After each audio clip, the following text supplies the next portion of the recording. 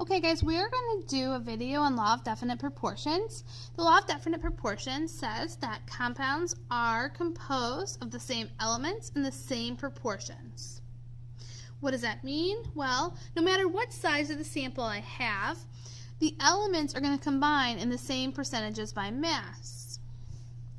So let's do an example of kind of a problem that you would have. If we have a 50-gram sample of water and it has 44.0 grams of oxygen and 6 grams of hydrogen, we can predict how much oxygen and hydrogen would be in a 25-gram sample.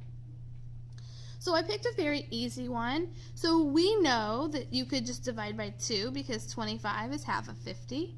But that's not how we want to do it. I want to teach you the process. So the first thing you would do is find the percent by mass for each element. And the formula for that would be percent by mass is part over the whole times 100.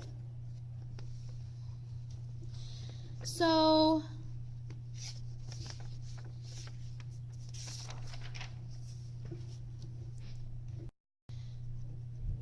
for oxygen in this problem, we have 44 grams of oxygen in a 50-gram sample.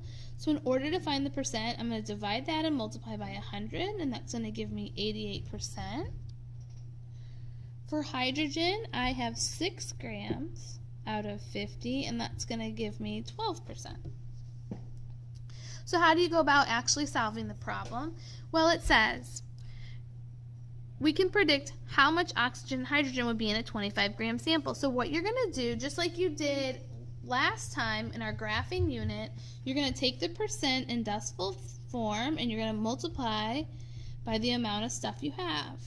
We have 25 grams and we want to know how much of it is oxygen. So we're going to multiply by the percent.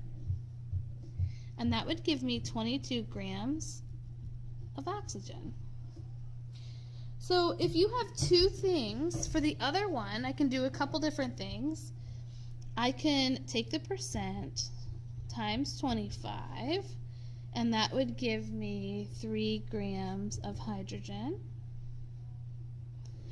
Or if I have two things and they're going to add up to 25, I could subtract to get that 3. I could say, well, there's 25 grams of water. I know of that 22 are oxygen, so 3 grams are hydrogen. So you could do that either way.